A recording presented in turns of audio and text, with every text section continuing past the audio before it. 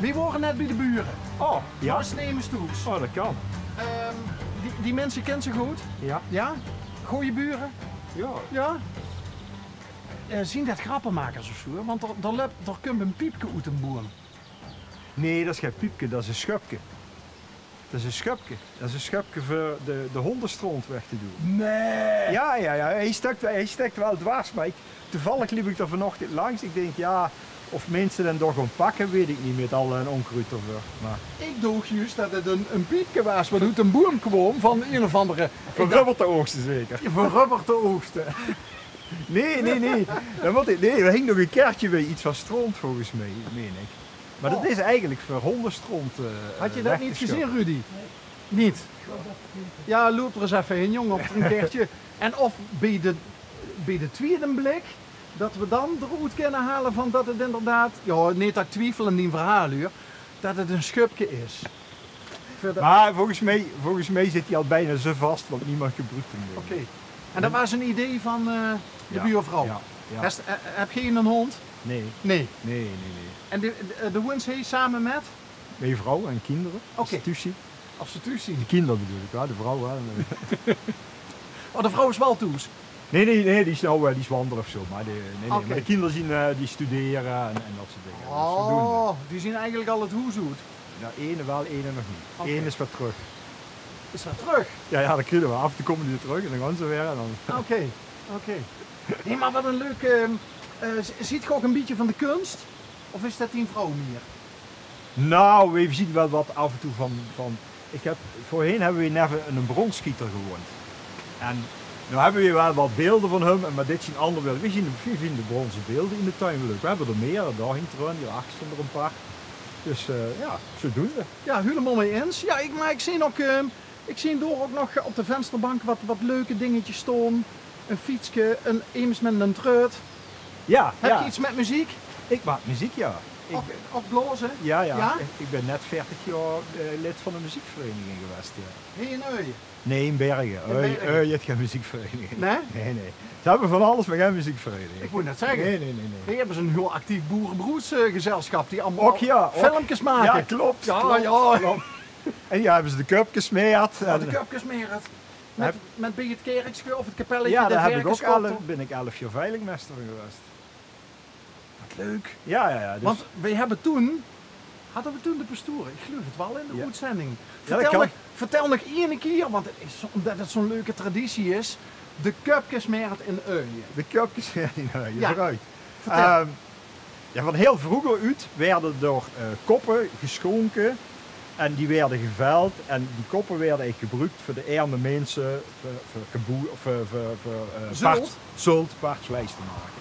En op een gegeven moment zijn die koppen werden verkocht per opbod en die opbrengst van die koppen is voor het onderhoud van de kapel. En er zien wel arme mensen, maar niemand die koppen gebruiken. Dus daarna hebben ze jarenlang die koppen geveild en gingen die koppen naar de nonnen in Tegelen. Die deden alsnog dat paardvlees en zult van maken. Tot op een gegeven moment ze te oud werden, of ze konden het niet, maar ik weet het niet. Maar toen zeiden ze van ja, we hoeven die koppen niet meer. En nou kunnen mensen, als die toch die koppen gekocht hebben en die zien er, die kunnen ze of met huis nemen of niet. Maar dat zien eigenlijk maar een paar koppen die je elke keer weer opnieuw doet veilen. Dus een kop wordt misschien wel 10 keer verkocht. Dus dat verkopte. Maar zien dat nog echt, hè? Ja, dat zien nog echt.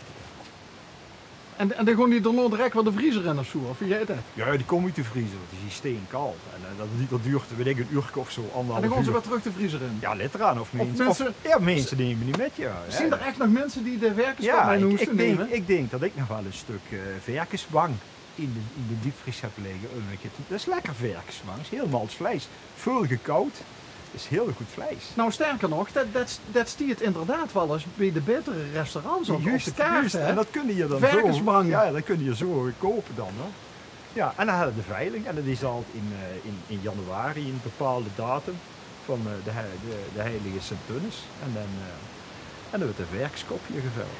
En dat was van vroeger uit, was dat ook al rond in Dentiet? Ja, want dat is de patroonheilige. En dat is de dag, een bepaalde dag. Ik weet niet eigenlijk, volgens mij is het de derde zaterdag of zo in De heilige Sint Antonius. Sint Antonius Abt, ja. Sint Antonius Abt. Ja, je hebt verschillende. Ja. En die doen ze daar, ja. En nou doet iemand anders dat verder. Hij heeft dat van mij overgenomen. Dus zo, de best, ja, ik heb het 11 jaar gedaan en nu doet iemand 3 of 4 jaar doet dat nou weer. En toen vond ik het welletjes geweest? Ja, toen heb ik 11 jaar, ja. Toen vond ik genoeg geweest. Ja. En nou zie ik wel eens veilingmeesters op televisie. Ja. Heeft er dan nog een speciaal pak aan? Ja, je staat er wel een beetje netjes op, met de handschoenen aan en dan doe je over veilingen. Ja. Heeft ze ook een hamer? Nee. Dat niet? Nee, dat niet. Dat gebeurt gewoon weer. Ja. En giet dat dan ook echt mij tegen elkaar op? Ja, zeker. De eerste kop, dan is wel... dat is wel... ja, van vroeger was het eigenlijk ook echt sport. Wie de eerste kop kreeg, wat wel. Of iemand van de burgemeester was, of de pastoor, of de notabelen. Tegenwoordig is dat wel iets minder. Maar die eerste koppen die gaan toch wel voor tussen de 150 en 200 euro weg. Dus dat is serieus goud. Ja. Kent zich ergens een plek waar ook zoiets is? Ja, ik heb eens, daar zijn eens ooit mensen op bezoek geweest, die gingen die tradities af. En er schijnt ergens in België of in Brabant, ergens in de Belgische grens, schijnt ook een dorpje te zien, daar hebben ze ook zoiets. En die hebben mij toen verteld, er worden zelfs grote tenten neergezet, dat was groot feest en daar werd ook zoiets gedaan. En in Groeningen, dat doen ze... dat is hier vlakbij. Ja, dat doen ze volgens mij met vleispakketten veilen. Dat is ook een beetje zo'n traditie. Ja, maar dat is minder pittoresk, denk ik, hè? Ja, maar ja. Ja, gewoon iets, hè. Ja. Zijn er nooit protesten tegen geweest? Zo van, de zielig, tussen met zo'n verkenskopjes leuren? Nou, nee, niet echt. Het wordt ook heel eerbiedig gedaan. Het is niet zo, wat wel, ja. Kijk, de verkens worden er niet voor geslacht. Nee, die werden even goed geslacht. Ja, juist. Dus het is niet zo dat die opgeofferd worden of zo. Het is, en het wordt gewoon heel netjes gedaan. En dat doet er wat goed mee. Ja, ook dat, ja. Dus nee, er is tot nu toe is er niet echt commentaar op geweest. Waar staat spannend toen ze voor de eerste keer als veilingmeester moest? Ja, tuurlijk. Want de neemt dat weer over van iemand anders. Bist je dan bij nog in de lier gegaan van tevoren even zo van waar moet ik op letten, de tips en tricks en zo? Ja, ik heb wel even met hem gepraat van wat en hoe. Maar het is elke keer spannend. Er is van tevoren een mis, hè. De pastoor doet de mis en als de mis klaar doet de verkapelleke die veiling. En ja, je ziet wel al aan het kijken van, oh wacht, wie zit er allemaal in de kerk? Ken ik die allemaal? Wat gebruikt ook de namen van, Jan het bot van die of die. Dus je moet even kijken, wie zien, ken ik ze allemaal bij naam, denk het wel. En ja, je ziet er wel een beetje van, het is toch eigenlijk wel een beetje spannend. En het is ook wel spannend wat het op het laatst opbrengt. Hè. Hadden we wel iets meer gedaan dan vorig jaar of niet? Dus dat is een beetje sport. Is er een bepaald record wat iedereen kent? Oh, toen is het goed. Nee, niet echt. Het zijn wel steeds hoge bedragen geweest, maar ik kan nu niet zeggen van welk jaar nou het hoogste bedrag was en wie dat bereikt had. En je moet ook denken, dat is ook inflatie. Hè. Vroeger hadden we de gulden en kijk wat nou een pils gekost ten opzichte van vroeger, dat is ook verschil. Hè. Dus de verkskop is ook onderhevig aan inflatie.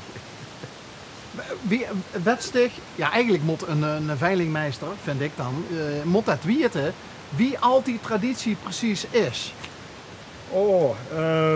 Want u kent het verhaal, hij is net verteld. Vroeger voor de armen, nou, dan denk ik bij mezelf van dan gaan we toch honderden jaren terug. Volgens mij is het, je hebt de vooroorlogse en de naoorlogse. En ik durf niet exact zeggen hoe oud dat is. Nee, er staat wel hier aan de Maas, aan de dingen staat wel een informatiebord. En bij de kapel ook, dat staat wel op, maar ik weet niet hoe oud dat jaar had. Ik denk het wel, maar ik zou het niet weten nou. Nee. Dus ook niet weten dat hoe het bedacht heeft? Nee, weet ik ook niet. Het is lastig natuurlijk om dat duk terug te vinden, hè? Ja, het zou er best op kunnen staan. Het zou er best op kunnen staan, maar ik weet het niet. Ik heb geen idee. Dus, maar ja, het is wel heel oud, ja. En nou weet ik dat jaren geleden waren we hier en toen, volgens mij waren toen die cupjes meer net afgelopen. En toen hebben we ook nog even, meen ik, met pastoor gepraat. Dat kan. Ja. Is dat nog dezelfde?